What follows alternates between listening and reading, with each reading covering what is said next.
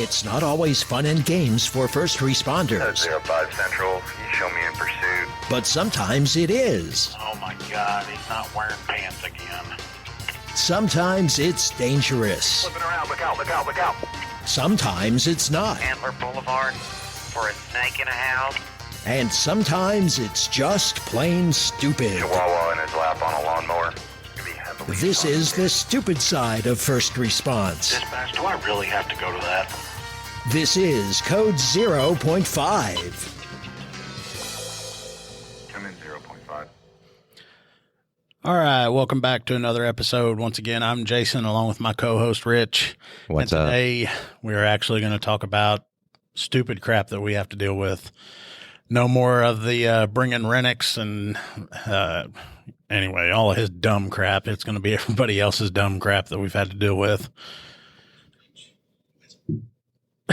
Got it. Got that beautiful bean footage. But anyway, I think we talked a little bit about this before, and we've got some stories lined out. And Oh, do we ever? now we've talked about the tip jar guy before, right? Yeah. So I got a feeling I'm going to be seeing more of this guy, so I'm going to have to give him some kind of nickname. And so since the main thing was the cheeseburger hack, I think I'm going to call him Cheeseburger Eddie.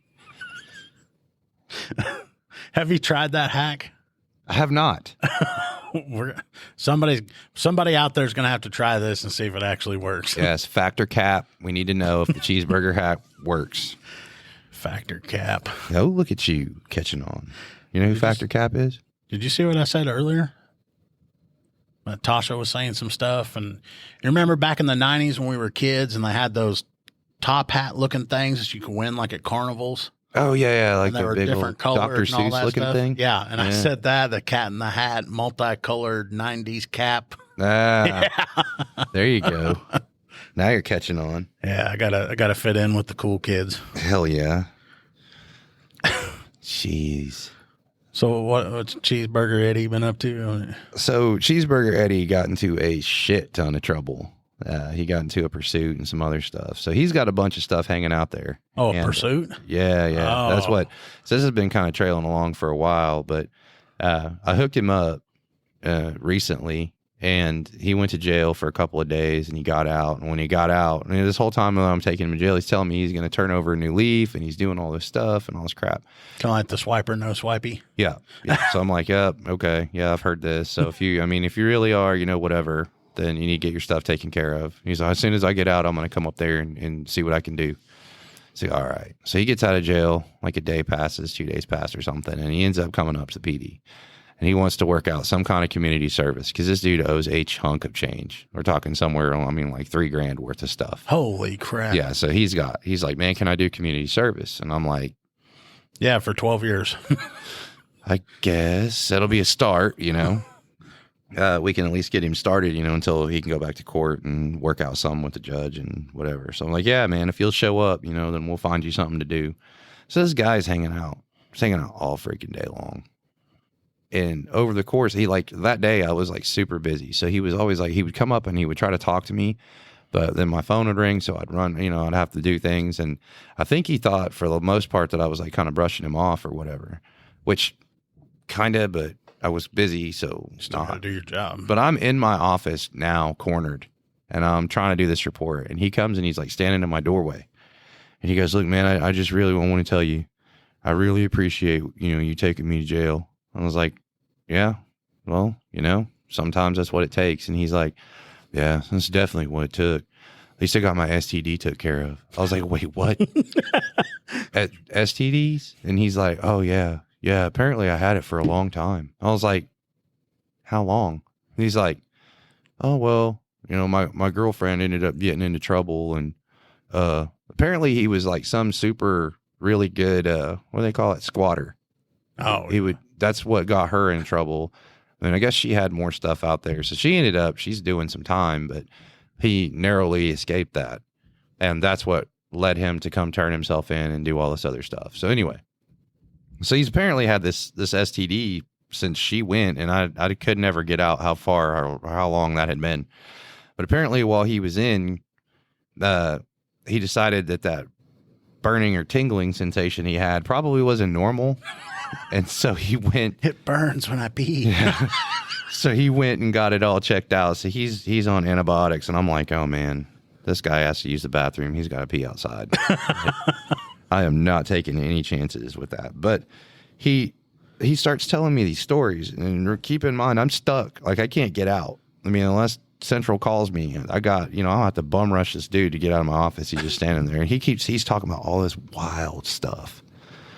And one of the other deals, he was telling me, he's like, man, I really miss her. And I'm like, oh yeah, the girlfriend. And he's like, yeah. He goes, man, one of the coolest things. He goes, I remember she used to, she'd spend all day getting herself all fixed up and getting her makeup on. And she'd get dressed and she'd look at me and she'd say, come on, baby. And y'all are going to think I'm making this up. This is his words. She did all that. And she'd say, come on, baby, let's go dumpster dive. Dead ass, I'm telling you. And I was like, at first I thought he was messing with me. I was like, nah, she really? And he's like, yeah, that's what we did, man. That's, we'd find houses and kick it. And then, we'd do that. We got a lot of stuff, man. They throw good stuff away. So she'd get all cleaned up and fixed up to go jump in a dumpster? I guess that's how they spent their quality time. I don't know, man. He was telling me about all kinds of crazy crap they found, but wait a minute. Would she get all cleaned up and dolled up or whatever, and then did he get his STD from her while they were in the dumpster? I don't know if while they were in the dumpster. Ooh, we don't kink shame, but I didn't ask him that. Damn it! Now I'm gonna have to ask him that. I mean, y'all didn't get it in a dumpster, did you?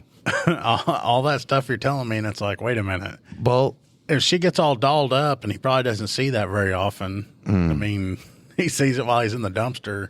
Well, the next part of what he told me might actually make that all tie in together.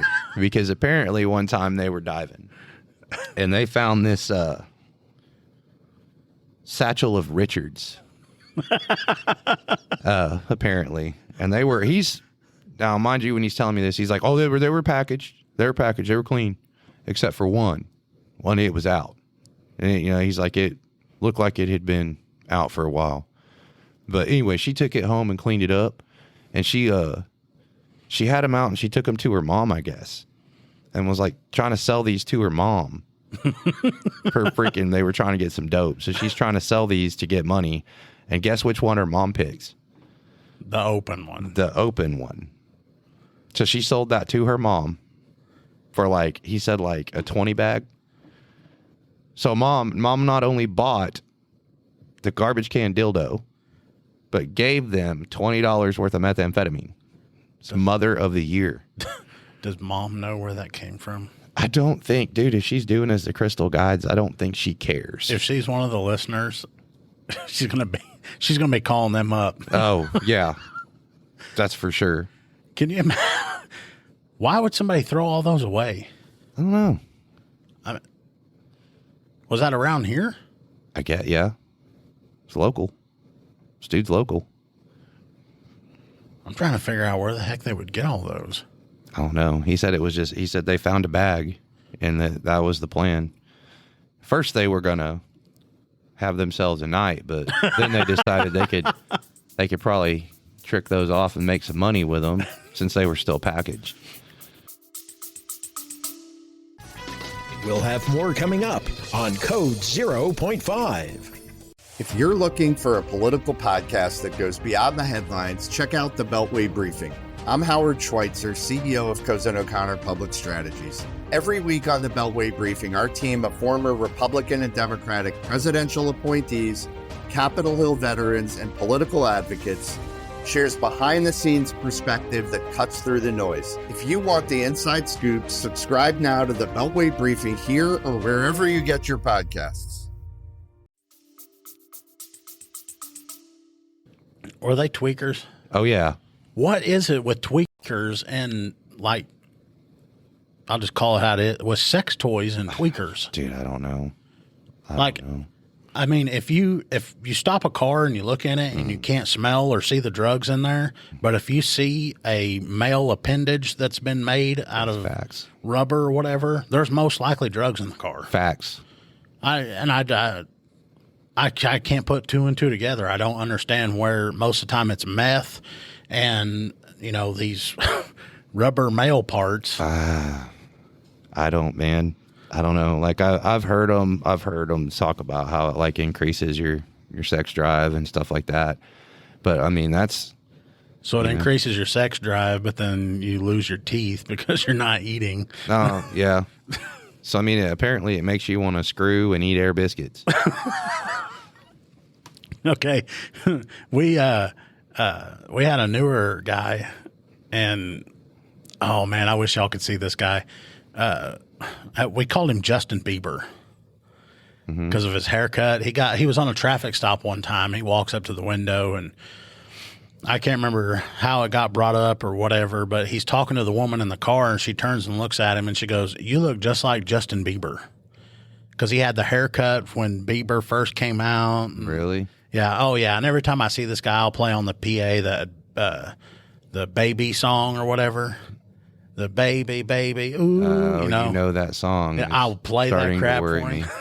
You got to look the stuff up, man. I guess. So every time I see him, I'll play that over my PA, and we call him, ask him if he's got Bieber fever and all that kind of crap. But anyway, I think he lived like a very sheltered life.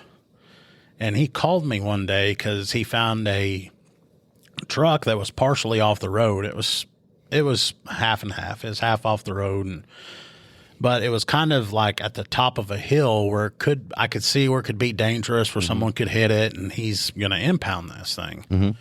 And so, when you impound a car, the first thing you got to do, you have to inventory all the contents. Yep.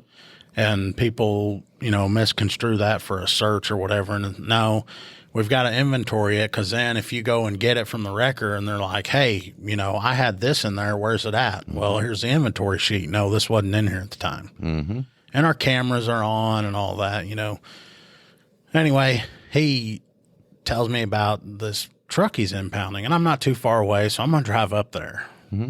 I get up there, and we go and look in the truck, open it up, and sure enough, in every compartment, on the floorboard, everywhere inside this truck, there's either some kind of vibrating toy or there's a male appendage somewhere. Wow. So we're thinking, hopefully, that this is a girl that drives this truck. Hopefully. Yeah. Again, we don't kink shame. Yeah. So he's called for a wrecker. So we're waiting. We're doing our inventory, and I'm not touching this thing. No. So I'm like, I go back to my unit. I grab some gloves, and I go over there and I pick this thing up. And this thing, I mean, if that was made from some kind of man or whatever, he'd be awfully proud of it. This thing was huge. That made you proud just holding it? Oh, yeah. And I'm looking at it, and I'm like, what the heck is on the back of it? And it's a suction cup. So I don't know what people do with these things. That's not me or whatever. So whatever they do with them. And I take it, and sure enough, it sticks onto the glass. Well, yeah. And about that time, the wrecker shows up. Uh-oh. And he's getting in position, getting in front of it. Well, I take this male appendage that has the suction cup, and I stick it to the windshield of this truck. And then just get back, and I'm waiting. And the guy that originally found the truck, he's red in the face because he's embarrassed. And it's like I'm saying, I think he lived a sheltered life, which he has a brother that works for us now, and he's a total opposite. Really? Yeah. But the wrecker driver gets there, and he pulls up, and he stops and sees this thing on the windshield of the truck, and just turns and looks at me, and I'm dying laughing. I'm standing in the road there, just busting up. I'm taking pictures of this thing where it's sitting at, and of course I send it to my supervisor, and he's like, "Please do not send me stuff like this. I do not want to know what you're doing out in public." Well, the wrecker driver gets up on there, and he's pulling it up, and I go, "Hey, what are you going to do about that?" And he goes, "I'm not touching it." And I was like, "But aren't you fixing to drive this back through town And he's like, "Yep, and it's going to stay right there." Really? He loads this sucker up, puts it on his truck, and we follow it most of the way, and he drives right through the middle of town with this basically looked like this pickup had an erection on its windshield. Wow. And was pointing the way. just swinging in the wind. I guess it stayed on the whole way. We didn't follow because we were going to follow him the whole way to see if it stayed on. Could you imagine if the thing fell off? Then the next tweaker would be finding it, having him a heyday with it. Throw that sucker in a dishwasher and call her good. Maybe somebody can look that up and tell us why there's such a. There is a correlation. There's 100% a correlation because we had a guy and we had served a warrant and they were everywhere in there. Like it was crazy. And it was a guy? Well, it was a guy and his girlfriend. I mean, but they were both. Now, see, I've dealt with the guys that they will have those, but there's a reason why they have them. Hmm. I mean, because they like them just like the girls do. Mm-hmm. And again, we don't kink shame. Not kink shaming. That goes back to, and I can't remember what I called him.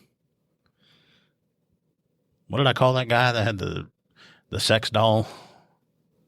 Oh. Was it Timmy or Jimmy? Yeah, it was Timmy. It's one of those. Timmy! Yeah, he had the magazines and all that stuff in there too. Oh, wow. And those two, I know they're on stuff. So he had a whole F shack. Oh, yeah. I called it their love shack. Yes. Yes. And I haven't been out there in a long time, so I don't even know if it's still there. Oh, you will now. You will now. Yeah, I'll be out there first thing in the morning. Yep. I'm going to have to show you something. That thing's moved around. Freaking, speaking of that, just along the same lines, so Renix, I had taken a report on this stolen vehicle, and they hit a smooth lick, though. They stole a truck out of one county, and then they wrecked it, bailed, and then stole another vehicle. And so it had disappeared. But I'd taken the report on it and entered it in NCIC. And Renix gets a call from old boy in another agency, and he goes, "Hey, man, I think we got your car." And he goes, "Oh, sweet. Is it whatever it is?" And he goes, "Yep." So he matches everything up. He's the other agency's contacting dispatch, and they're going to go ahead and get it taken out and show it as recovered. And he goes, Renix is like, "Well, was there stuff?" Because the first truck that was stolen, it has like tools and all kinds of crap. And he goes, "Oh, yeah, there was some tools." And Renix is like, "Heck yeah, okay." And he's like, there was actually a jack in there. And he's like, "Oh, okay, yeah, that probably came out of there." And he goes, "But could you ask your RP if she maybe left something in the vehicle?" And he's like what? What do you mean? And he's like, like it's a purple feminine product. And Renix is like, "As in what?" And I mean, I can hear the conversation, and I mean, just the way the guy was talking, I was like, "Renix, it's a freaking dildo." And he's like, "Oh, well, I don't know." And then he's like, gets this puzzled look on his face, and he's like, whispering, "You think she would?" I was like, "I don't want to know. Don't. That's not. We don't care. We got the car back. That's probably been claimed by. It's insurances now. They can do with that what they want to." Please tell me Renix called her and asked her if she left something like that in there. I don't know that he did. That's probably something he would do. I don't see how. I think, you know what? I think he was really curious because he said that if it wasn't, then he was going to send it to OSBI and have DNA testing done to see if I could identify the suspect. I'm like, Renix, it's not how this works. That's not how any of this works. Be like, "Man, I like the way you think, but no." Dude, we'd have OSBI down here trying to kick our ass. Which one of you dumb bitches sent us a dildo? That one. That one right there. And they'd get one look at him and be like, "Oh, we understand." Yeah, never mind. Did he live a sheltered life too? Because if it took him a minute to catch, I can see like at first, if they're saying like a feminine product, you could be thinking of like, like sanitary napkins or, like back in the day when I used to do some work with the plumbing contractor, we called them white rats. Oh, yeah. Yeah. But I mean, That's kind of like a given, though. You know what I mean? Like, I don't know. I don't know why he didn't catch on to it. God, he's ate up. As in, what do you mean? He's your boy. No, that's yours. I don't claim him. Hey, we're talking about all these toys. This reminds me of today we went on a call, and I hate when people do this. Like, they'll call you and they'll say, "Hey, my kid is like out of control. Can you come out here and like put the fear of God in them or discipline them or something?" Mm-hmm. And the first thing that goes to my mind is this isn't my kid. You need to raise your own child. You need to discipline your own kid. Stop trying to use me as a weapon. Mm-hmm. Because especially if they're younger, it's like kids need to know that when they see us, we're not the bad guy. We're not the one that's going to get them in trouble. We're the ones that if they need help, they come to us. Right. So instead of just being a parent and disciplining your kids, they, want to pawn it off on us so they don't look like the bad guy. Instead of looking like their parent, they look like their buddy. Yeah, they get that going to the store and there's a kid running around. You better stop that. I'm going to have him take you to jail. Oh, yeah. And God, that makes me... And that reminds me of another one. I was with a guy in a store one time, and we're in there eating dinner. And, of course, while you're eating, people come up and they want to ask you 50 questions and, and all that. And I'm in there with another officer who's a veteran, been doing it for a long time. And this mom and this kid walk up, and the mom goes, "Tell him what you did." And we were like, what's going on? And the kid goes, "I didn't do my homework." And so we just kind of look at each other, and I'm like, I don't know what to say to this. And he goes, this veteran that, he's been doing it for a while, so he's kind of salty. And he goes, "Well, did you ask your parents for help?" And he was like, "Yeah." And then the mom interrupts, and she says, "Well, we told him that if he didn't get his homework done, that you were going to come and get him." And immediately his expression totally changed. And he goes, "Did your parents not help you with your homework?" And he goes, "No." And he said, "I tell you what, if they don't help you again, you call me and I will help you. And then after that, I'm going to take your parents to jail because they're not helping you." And he was like, "Okay." And then he pulls out like a quarter out of his pocket and hands it to him, tells him to go over the machine. And the kid goes over the machine. He looks at those parents and he goes, "Don't you ever freaking do that again." And I'm like, "Oh, holy crap." And he's like, "It's your responsibility to raise this child," and blah, blah, blah, and going on and on and lighting into them. And it's the truth. I mean, we're not here to be cop daddy. No. We're here just to make sure there's peace. Yeah. You get that all the time, man. Kids not wanting to clean their room. "Can you come over and tell him to clean his room?" Like, no, you can go in there and like take his Xbox or do something. Yeah. You know what I mean? Find something. And then like, Everybody's got currency. we get a call before and I went and,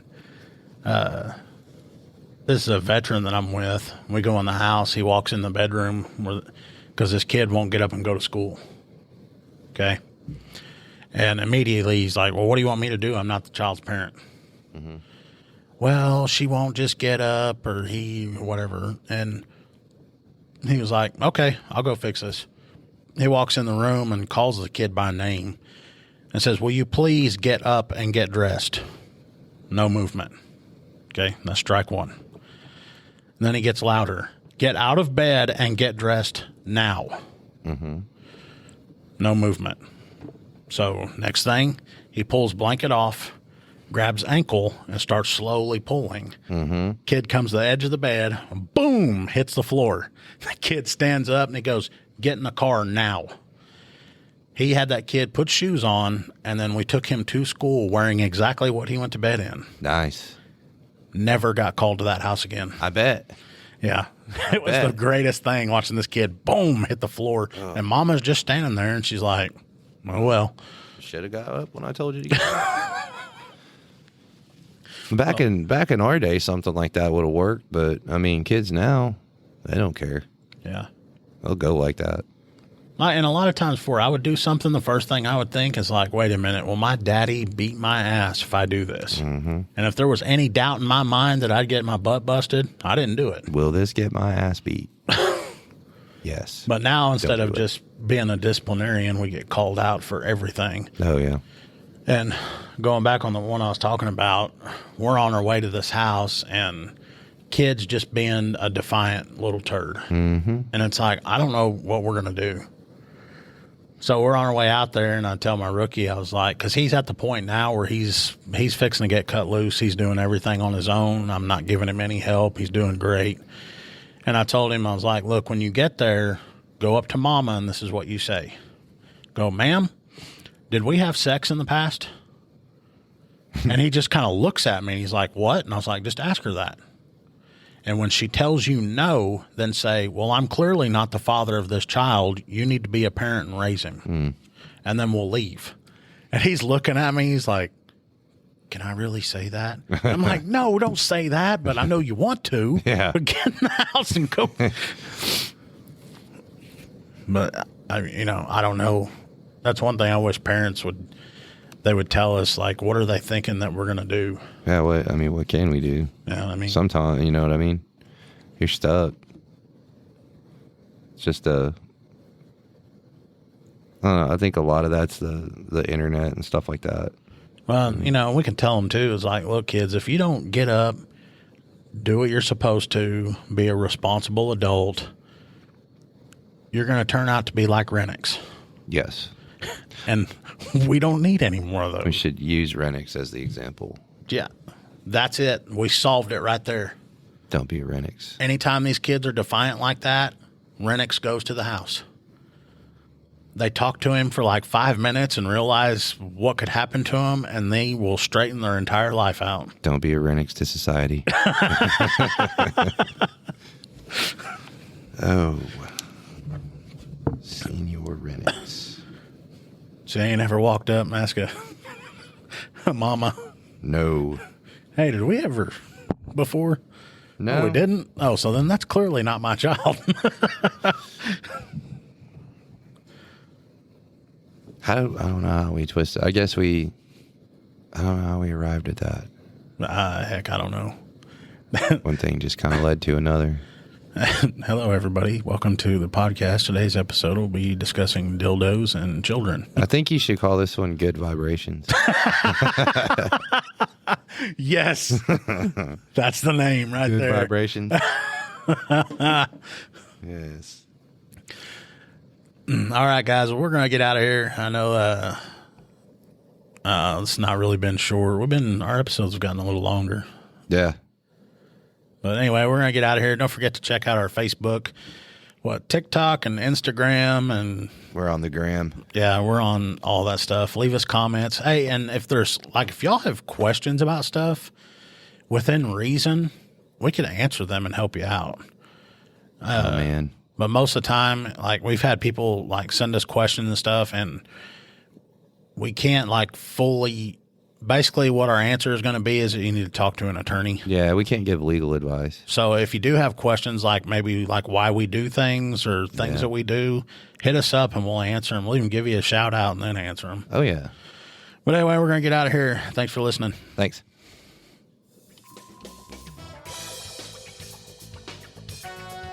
You have been listening to Code 0.5, the lighter side of police work. If you have ideas or suggestions for our show, we'd love to hear from you. Visit our website at code05.co. That's code05.co. And please consider making a donation at our Patreon page, patreon.com/code05. Be sure to use the digits 05. Thanks for listening to Code 0.5.